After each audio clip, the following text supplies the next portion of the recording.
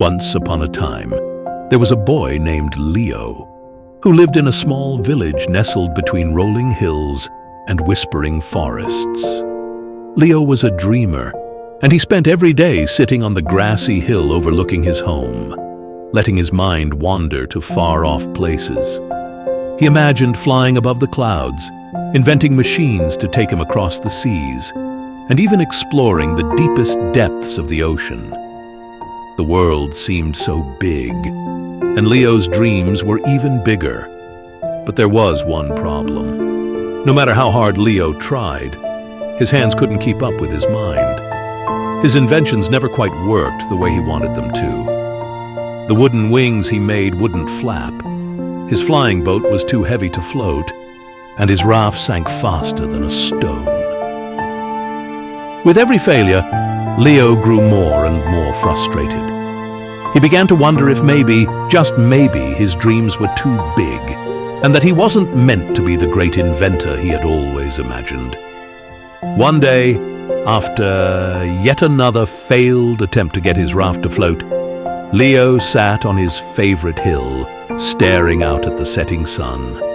His heart was heavy, weighed down by all the things that hadn't gone right. As the sky turned from orange to pink, something caught Leo's eye. Down the old road leading into the village, a strange figure was approaching. The figure was carrying something on their back, something large and shiny.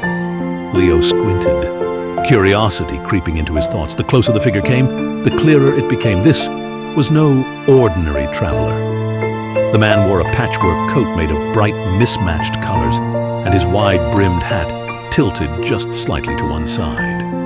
But most peculiar of all was the contraption strapped to his back.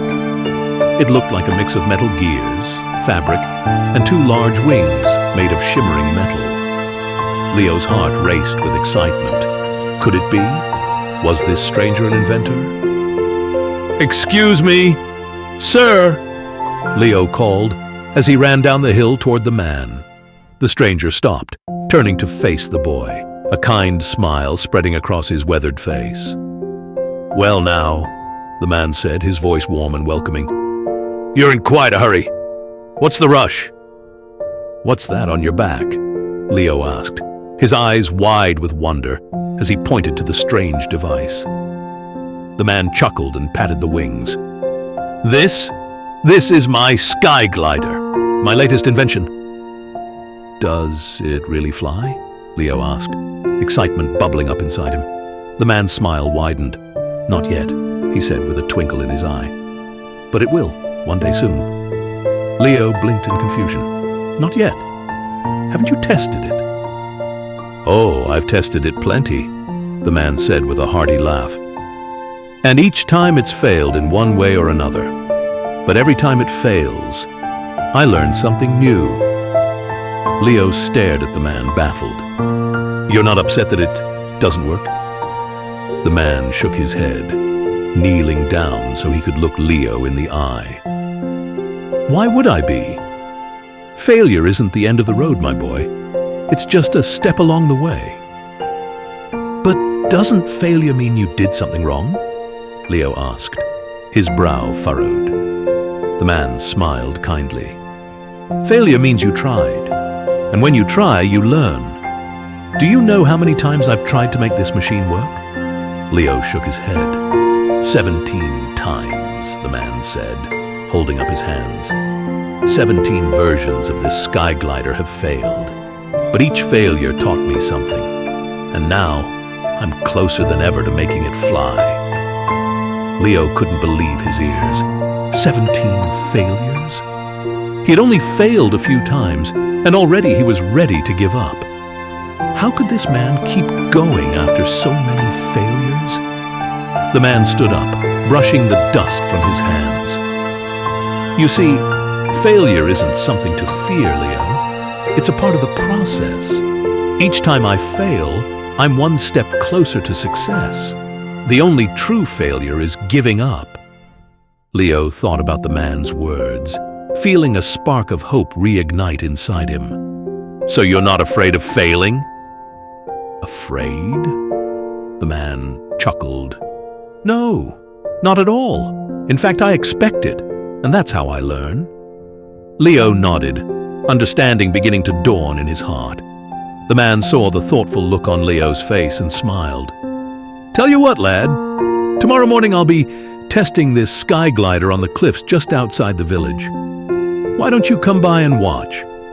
You might learn something about flying and failing. I'll be there, Leo promised, feeling a new sense of excitement. The next morning, before the sun had fully risen, Leo raced to the cliffs. The wind was strong, perfect for testing the Skyglider. The man was already there, adjusting the straps and checking the wings of his machine. Good to see you, Leo, the man said with a nod. You're just in time. Leo watched, his heart pounding as the man strapped on the Skyglider and stepped to the edge of the cliff. The wind whipped around them, and for a moment, it felt as though the whole world was holding its breath. The man took a deep breath, then sprinted forward, leaping off the cliff. For a brief, glorious moment, it seemed like he would soar. But then, crash. The wings wobbled, the gears jammed, and the man tumbled to the ground below in a heap of metal, fabric, and dust. Leo gasped and ran down to where the man had landed. But when he reached him, he found the man laughing, dusting himself off. That was quite the tumble, the man said, grinning as he stood up and brushed the dirt from his coat. But now, I know what went wrong. You're not upset? Leo asked, completely stunned. Upset? The man laughed. No, I'm not upset. This was a step forward. Now, I know what needs fixing. Leo stared at him, amazed. This man truly wasn't afraid of failure. He embraced it, welcomed it even. To him, failure wasn't an ending. It was just another beginning. For the next few weeks, Leo spent every afternoon helping the man with his Skyglider. Together, they repaired the wings, adjusted the gears, and made small improvements. And as they worked, the man taught Leo something far more valuable than how to build a flying machine.